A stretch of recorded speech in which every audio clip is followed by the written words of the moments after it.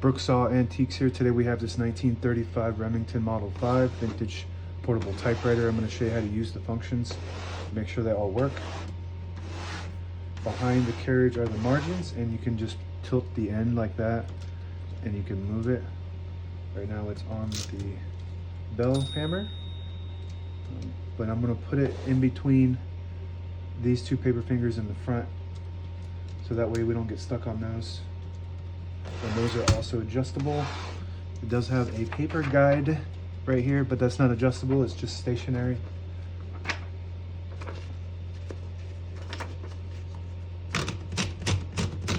And these are your paper fingers up front. I'm going to just move those on the edges and test the margins, make sure that the margins don't run into it.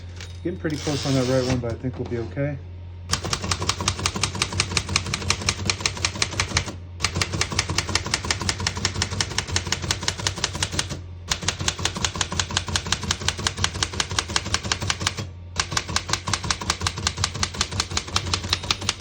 Once you hear the bell, you're at the end of the margin.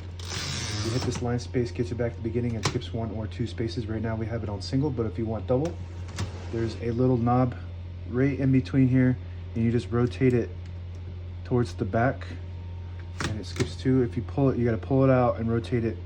If you pull it out and rotate it towards the front, it just skips 1 space. We're going to keep that on single space for now.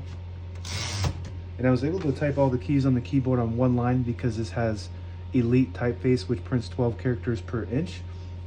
So on this next line, I'm just going to print a sentence.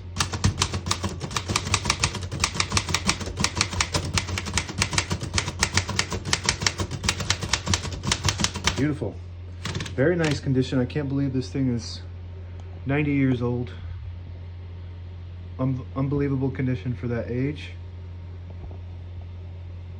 To pull the page out easy, there's a switch on the right side here. You flip it forward, or you flip it back, and it'll unlock the rollers underneath the platen, so you can pull the page out easy or load thicker paper like carbon copy or cardstock. Make sure you flip that back forward before you load the next page, or else it won't load correctly. Shift on each side and the shift lock on the left. To clear that, just hit the shift button again. Backspace on the top right of the keyboard works good. And this silver button here is the margin release. When you get to the end of the margin, it will block you from printing unless you hit that button, and then it'll allow you to go all the way to the end. But as you can see, we are stuck on that paper finger, so let's test that by moving the margin in a little bit.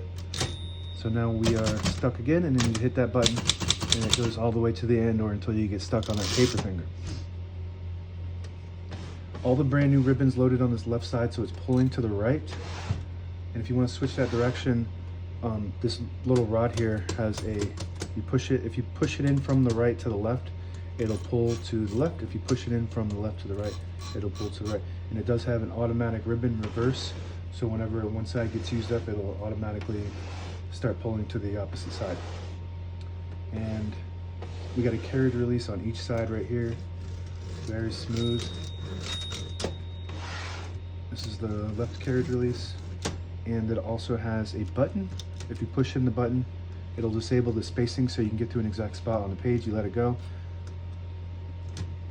And pull it out. I think it just got stuck in there. There we go. So you pull it out, and you get those clicks. Each one of those clicks is 1 space, and I'm just going to put some oil on that right quick and test that. There we go. See, now it's not getting stuck. By the way, this oil is hops number 9 that you can get on Amazon. Very nice for typewriters. And that's it. Now available on eBay or Etsy. Search Brooksaw Antiques.